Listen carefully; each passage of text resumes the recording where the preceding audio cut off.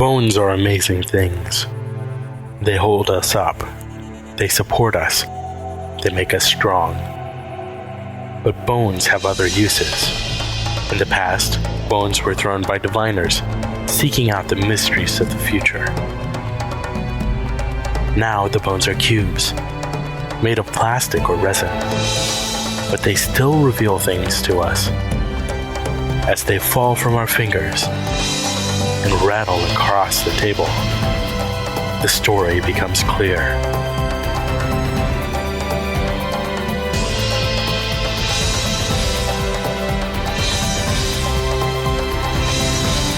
Welcome to Bone Throwers Theater, an RPG actual play podcast. Hello! Welcome back to Bone Throwers Theater. My name is Jeremy, and we are playing Microscope. This is Johnny, and I love Microscope. This is Aaron, and this is only my second time with Microscope. And this is Jordan, and I have zoomed in on a whole bunch of different histories by using Microscope. And it's a lot of fun. I'm really glad that we're doing this once more. So, as a little background, if you haven't ever listened to our episodes before, this is something that we've done for two of our campaigns. We did this originally for Terra Proximus, way long time ago. And then we did this again In a galaxy far, far away. In the before times. No, actually It was not. It was our solar system. It was our solar system, yeah. And it wasn't a long time ago. It was a long time in the future. In this very galaxy. Angel's Guard was a long time in the future, too. Yes, apparently in this galaxy. Yeah. Apparently it was just a long time in the future from Terra Proximus. Yes. But this is in a totally different galaxy, what we'll probably be doing today. We are going to be setting up for our next campaign. Ellie is going to be joining us in a few recording sessions in the near future, hopefully. She just wasn't able to make it tonight. Totally understandable. She said that we had her blessing to continue on, and so that is what we're going to do. And potentially Jeff will be back too. That's what we're looking for.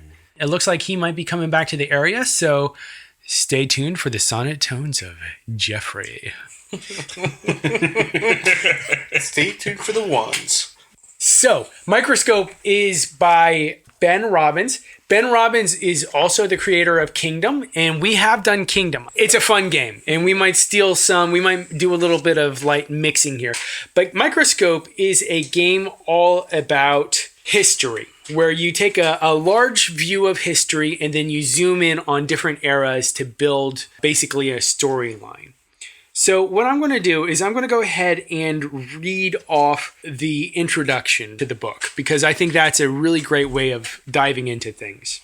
Humanity spreads to the stars and forges a galactic civilization.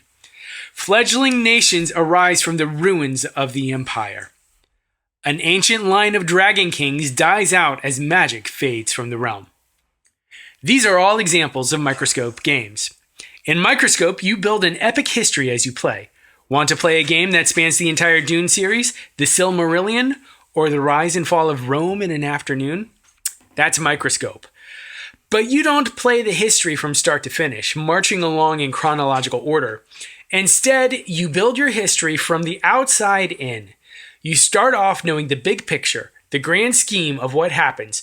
Then you dive in and explore what happened in between, the how and the why that shaped events. You are free to jump backwards or forwards, zooming in or out to look at whatever you want, defying limits of time and space. Want to leap 1,000 years into the future and see how an institution shapes society? Want to jump back to the childhood of a king you just saw assassinated and find out what made him such a hated ruler? That's normal in Microscope. You have vast creative authority. You can make whole empires rise and fall at will. Dream up a utopia, or destroy one with nuclear fire. You can have that power, but remember, you're not alone. Everyone else at the table can do it too. You create independently, but not in isolation. Each facet you add to history builds on what other players built before you. You expand on their ideas, and they expand on yours. History might not turn out the way you expected. Be prepared to think on your feet. When you zoom all the way in to a particular moment in time, all the players share the stage and roleplay together to find out something we want to learn about the history. Did the crew of the Icarus know the aliens were on Titan?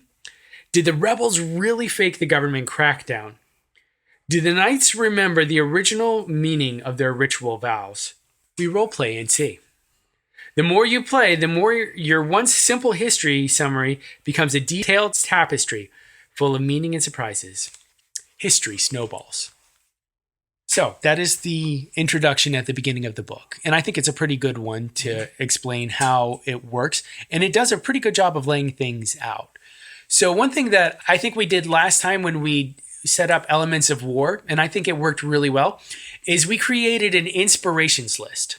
This inspirations list was a book, a TV show, a movie, something that kind of captured our idea of what we thought we would like to see in the game. And then we tried to pick something out of that which would help us build this world.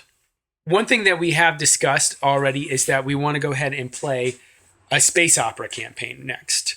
I think we're all I'm a big fan of space opera. I think it's safe to say that Johnny and Jeremy are big space opera fans as well.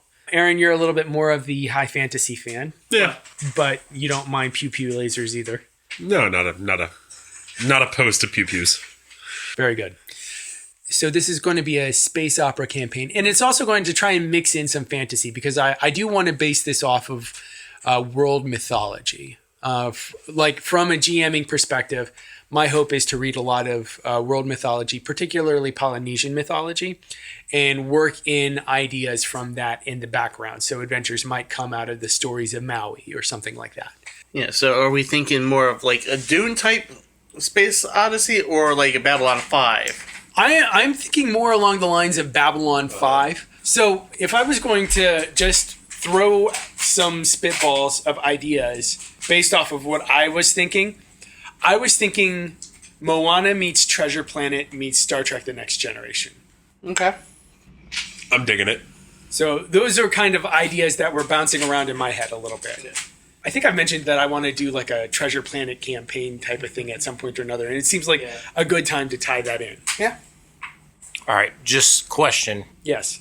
Knowing Bone Throwers Theater and what we tend to do. How dark do we want to go? Yes, That's something that we'll talk about when we get to our palette. because that could be change some inspiration.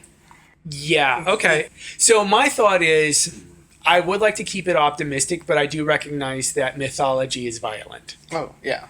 So Violence- happy violence. Yes, violence is Sparkly different blood. from darkness. Oh, Yeah. Yeah, but I'm not going towards the realm of Prometheus where someone is literally chained to a mountain and having his liver eaten out by an eagle every day. Well, there goes my idea. Yeah. Only every other day. Let's keep our liver eating down to half a week. So yeah, it would be nice to try to keep it light. And I'm always one of the most guilty parties with driving darker and darker at times. You're not as bad as Jordan. What? honestly, I think all of us, do maybe it, with the but exception of Johnny, have I'm a very lighthearted person, so thrown a little bit of dark Between Unexpectedly. shooting up in the alley or See, that's the thing. As players, we make a choice to go dark when something happens that triggers our character. yeah, and I think that's I think that's fair, and I do drive that. Yes. I will say that. really no. I do push buttons, and I will continue to push buttons. So I think if we were going to do that, I think if we were going to purposely try to keep a lighter feel on the campaign, we need to figure out a way to come back from those dark places. Because darkness is having those dark moments are fine, but we need a way to reset that we plan as players. Well, that also depends on the format of the campaign, because we do normally do very serialized stories. Right. Now, do we want to do more serialized, or do you want to do episodic? episodic? That was my next question, because I feel like if we do an episodic campaign, then It's easier to reset. it's easier to reset, because you end a session and you're like, well, what happens next week? There's some build off of it, Yeah. but it's never going to be as consequential. You have to continue underlying story, but Yeah, there's arcs. There's like a consistent bad guy that gets brought back. Or I think an episodic could be fun. I like the idea of doing season arcs. Yeah, I want to try to plan very specific things for each episode of a season, but I want to try and have a little bit of downtime towards the end of each recording session, if at all possible. So those are things I've been thinking about a lot, honestly. So this is inspirations. This is kind of a popcorn situation. So if something comes to mind, go ahead and bring it up. So when you talk about space opera, one of the things that I think has always been neat, it happened in Next Generation, it happened in one of the Star Wars animated one, is interstellar life. I don't know what I would call that inspiration. Space whales? Yeah, like the space whales, but not really space whales. But, something interstellar life, something that has evolved to exist between the planets. So that would be like on our yes and no list. Yes. Yeah, rather than an inspiration list. Thank you. So I will go ahead and put, there is life that exists in space. Yeah. And that actually works very well with the story that I want to tell, because you all are spacefarers in an expanse that is based off of the ocean. So there are space sharks and things like that. Yes, I like that idea. So inspirations, I'm gonna go with the Ender's Game series, not just the one book, but the whole series. What specifically are you thinking for? Well, I'm thinking because, there's obviously the alien species and stuff like that, but the colonizations, each planet has their own. Like, when they did the colonizations, each planet did their own cultures. Yeah. So lots of different cultures. Yeah. I like that. I'm going to go with the Cytonic series by Brandon Sanderson. I'm listening to that one right now. And my reason is humanity is not the predominant interstellar culture. I'm going to go ahead and say Farscape. I saw that coming. I like the idea. Going on to your idea of there's life that exists between the worlds, there is an organic... How am I going to put this? Like, Moya is a character in and of herself. I want there to be almost like an animistic feel to it. Animism in things that might not be necessarily what we would consider alive. Yeah. Like the spaceship is alive. So animistic approach to technology. To all technology? To a point.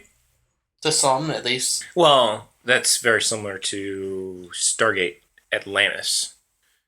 Okay. Where the one species, the Wraith, their ships were made of organic material. They were living ships, where not everybody had living ships. Yeah. They had purely computerized.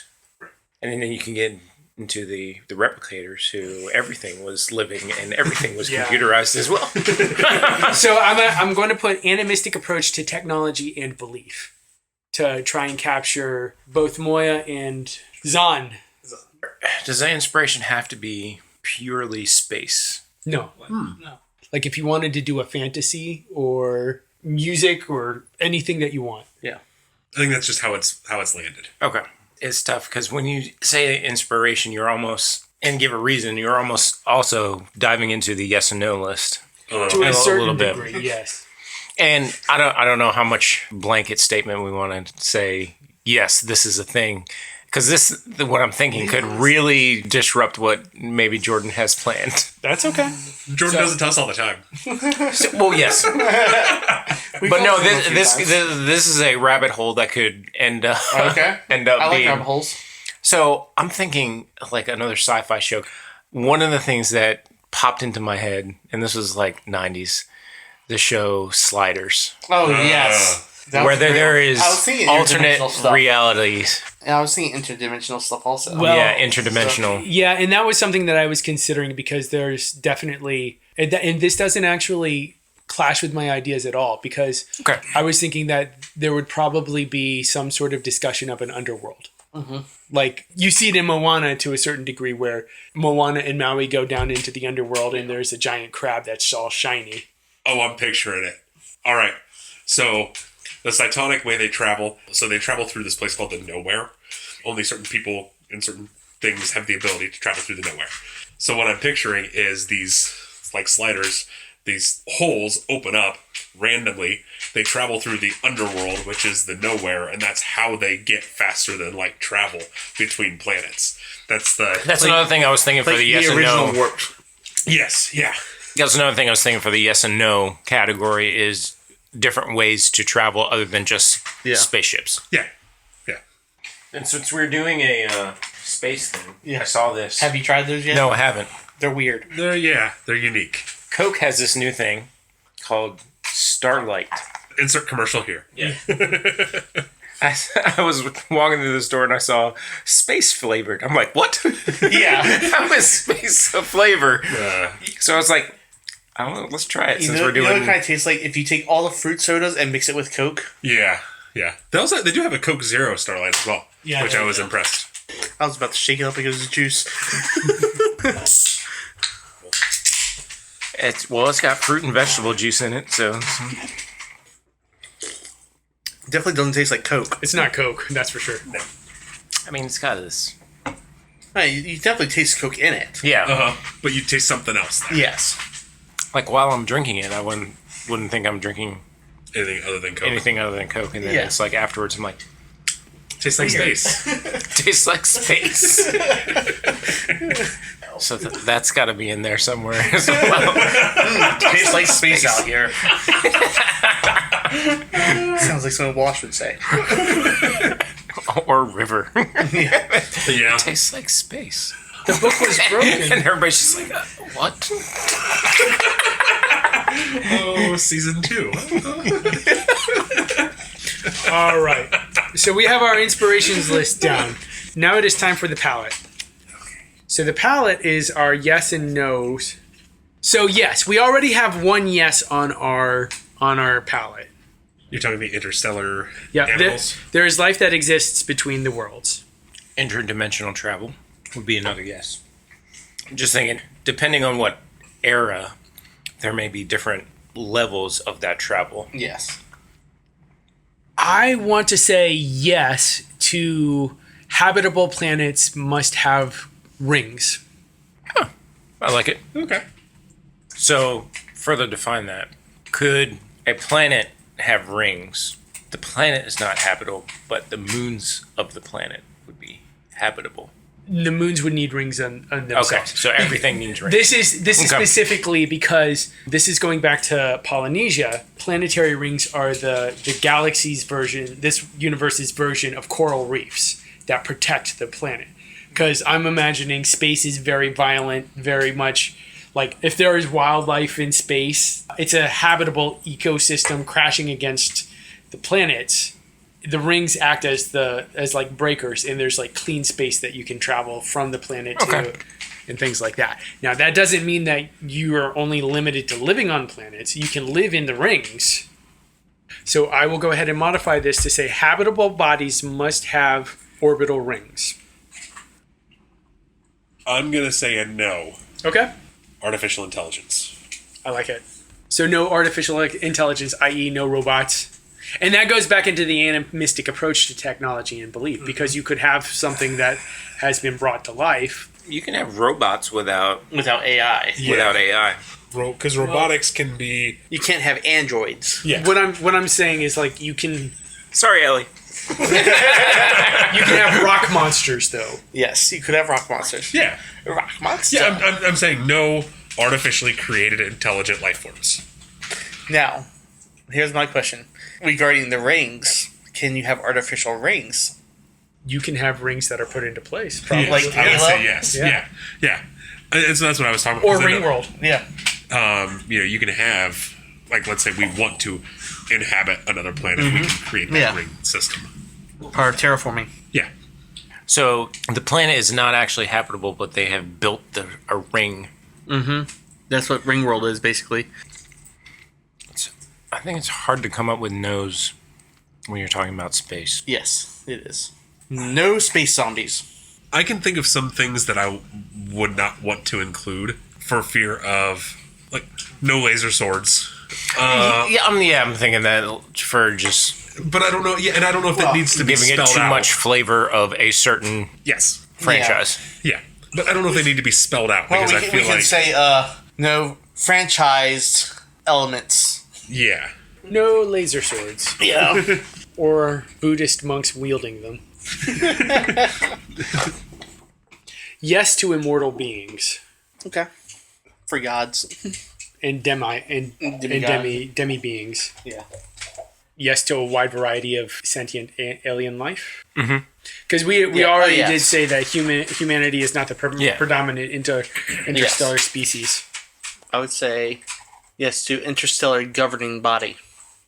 Are you thinking like one specific one that all planets are under, or are you thinking more like the Federation, where it's one of many? One of, because I was thinking faction, certain factions. Because another like, one, like Federation. Okay. Another inspiration that I was thinking of drawing on, and chose not to say this one because it was very political and very dark. It's in the name, Dark Matter. That's a good show. It's a good show, but there are definite factions that rule, that manipulate what goes on. It's very similar in that regard to Firefly. Speaking of show that got fairly political at times. Yeah. And I have a no, but I don't know how to put it because there's other things that like I don't want to include in that no. How would you feel if I said no to intentional time travel? I'm fine with that. Yeah. Why do you say intentional? Because when you're talking about interdimensional travel, then is a possibility. But like no one is doing. I'm going back in time to this time. Yeah. To do X, Y, Z. We're not allowing. We're going back in time to punch Nazis, essentially. Yeah. But it could be brought in as a complication or wrinkle, and if something is. Oh, I want to say no dinosaurs, but you know what? I want a pet dinosaur. No dinosaurs. No bees. They're not in space. Space bees. It's just one giant space bee. Forget space whales, they're space bees. We're going to come up on a planet and it's a hive of them. Guys, those aren't rings.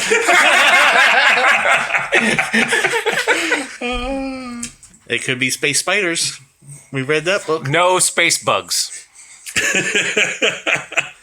We got to specify what interstellar life means. We're meaning whales and fish, not bugs. No spiders, roaches, barbecue flavored crickets. But he said immoral life, so why can't there be roaches? Anyway, one of the things I do want to bring up is that one of the cultures within Polynesia is New Zealand. New Zealand... Some weird bugs. Weird bugs, yes. Weird everything. But also, New Zealand evolutionarily did not develop mammalian life.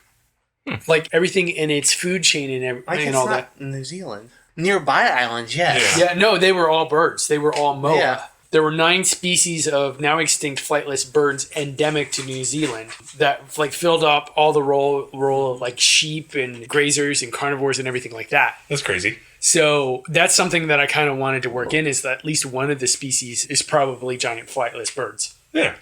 Okay. I want to come across a planet with nothing but Tasmanian devils. You mean the cartoon or the real things?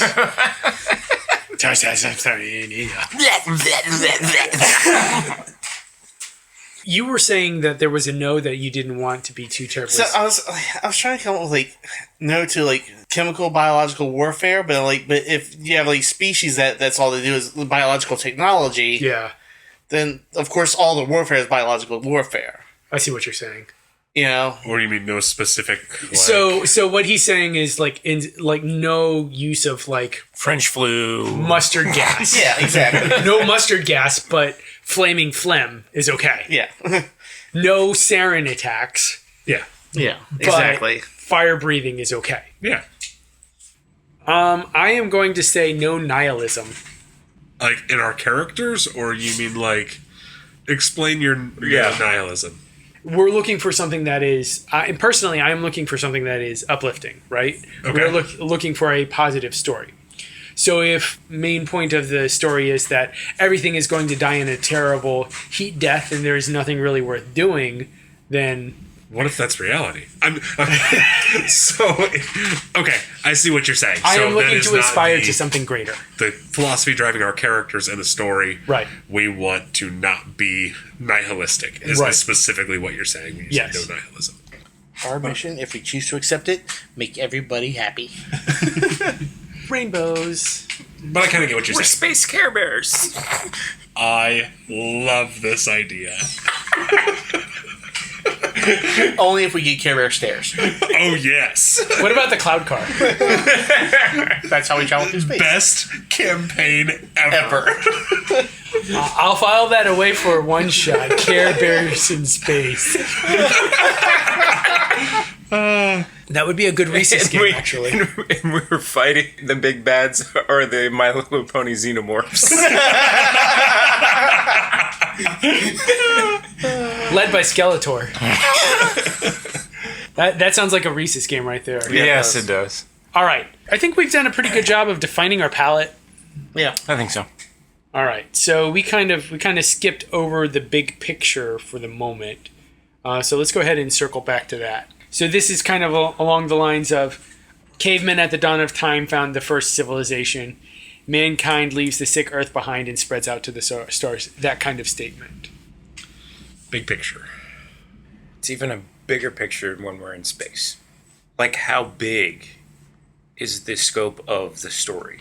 Are we talking multiple galaxies or universe, a galaxy? I'm thinking a single quadrant. I'm thinking like a single galaxy. Okay. I'm thinking there's hundreds and hundreds of stars out there. There's a lot to explore. Yes. But we're not talking about like galaxy hopping from one to another. So at one point you and I talked about this campaign idea, and you talked about Polynesia.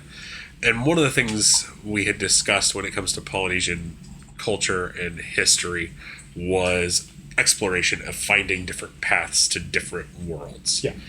So our big picture at this point could be multiple cultures learn that they're not alone in the galaxy. I think there needs to be something else onto that statement, though. Now, to read from the book, the big picture is supposed to be a simple overview of the history you want to play. So if you were looking for a history book, this would be the one line that summarizes what happens, but leaves out all of the details. It should be no more than a single sentence. Pick something big. Like I said, space, the final frontier. You want a lot of time and space to work with. And don't worry if this seems too simple or uninteresting. Okay. That's normal at this stage. Fleshing out the interesting details is what the rest of the game is all about. Okay. All right. Okay. So, in terms of like keeping things open and everything like that, multiple cultures learn they are not alone in the galaxy. Okay. Does that feel fair? Yep. Yeah. All right. So now we are at the start of the bookending history. Your history will be divided into periods. Each period is a very large chunk of time, probably decades or centuries. Describe how your history begins and ends. These are your starting and ending periods, the bookends of your history. You'll add more periods later on, but everything will be between these 2 points. So first, agree on a short description for each period, just a few sentences or a paragraph at most, painting a clear picture of what happens during that time. Second, decide whether each description is light or dark, whether what happens during that period is generally happy or tragic. This is the tone of each period. The tone of the starting and ending period do not have to match. So how do we want our history to start and or finish? All right, here's a good starting point. A invasion from another dimension. Maybe not invade. What about visitors from another dimension? Okay. And the reason I think that it could work is, let's say we're also talking about travel happening via interdimensional travel. So it could be perceived from another dimension, but it's actually they are using interdimensional travel to get to a certain planet, but they're actually not from another dimension. They did not originate in the other dimension. Yeah. Is this an accident? Yes. I like the idea that it happens accidentally. So accidental visitors from another dimension. That's our starting point. Okay. Ooh. Accidental interdimensional travelers bring knowledge of interstellar travel capabilities. And I would say that would be light. I would say so too. Mm-hmm. Yeah. Now an end point to our story. Let's see. We could do the opposite. Closing of dimensional gateways. That could be interesting. Especially if we're talking about Having to rebuild the network. Yeah. But we wouldn't be rebuilding the network if this is our bookend. That would make it an event during the timeline. Yeah. I like that as an event in one era. Yeah. Maybe. Dimensional portals close and we have to find a way Rebuild to it. rebuild it. Rebuild it. Unlock it. remap it. Ooh, they'll shift. Yeah. That reminds me of another book series. They used basically like wormholes to travel between planets. Uh-huh. The wormholes were collapsing. Collapsing Empire, that's what the series is called. Oh, I think I've read that. That sounds good. I like the idea. I like the concept. That's a great inspiration because they were riding the waves of hyperspace and the waves literally shifted because it was like, you know how currents in the Atlantic Ocean, they shift every so often. And so like a whole arm of human civilization was discovered because it had shifted away and then had shifted back. Yeah. That's crazy. And like this whole arm was like vastly superior to the viewpoint characters. Yeah. What if we kind of play with it and bookend it with, at that point, we do an invasion from interdimensional place. So if you're talking, it would almost be an interesting mental play if this is accidental and they were friendly, and then the end of the era, or the End of bookend history, is when the actual invasion, and they're welcomed with open arms because we think that they're friendly again. That's veering into darker territory. Yes, that would be a dark event. Just a thought. I kind of want to go a different direction as a proposal. I want to say that stars begin to disappear. I was thinking something very similar. I like that. Stars are actually being sucked into dimensional portals. We just don't realize it. Is that okay? And I like how vague it is because Yeah. it's there's a lot of things that could be played on that.